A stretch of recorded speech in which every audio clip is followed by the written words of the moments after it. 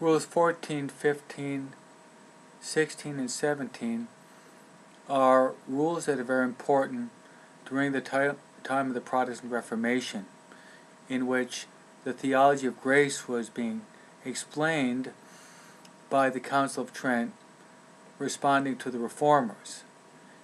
It is basically this, that the Calvinists believed that certain souls were predestined to salvation, others were reprobates in which they were condemned.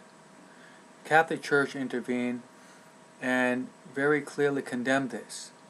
The Catholic Church teaches this, that God creates all to be saved and to come to the knowledge of the truth. All are called to be saved. However, there is a mystery of man's free will.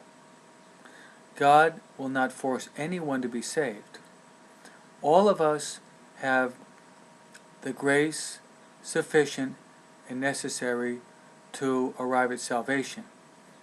But if we flaunt the grace that God has given to us, then we could end up by losing our souls.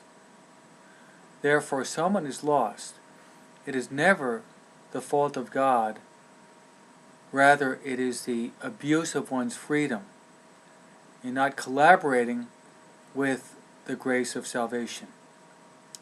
So, to make a long story short, there is God's grace, the sufficient grace that is always given to us. At all times, God's grace is available to us. God's grace is sufficient.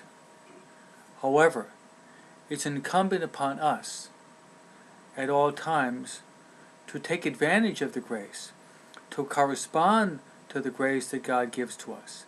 If we generously correspond to the grace of God, then indeed we will be saved.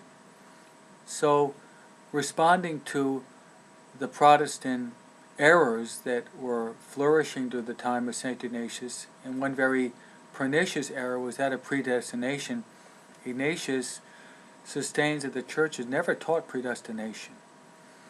The Church teaches that all are called to salvation, but all must generously correspond with God's generous grace.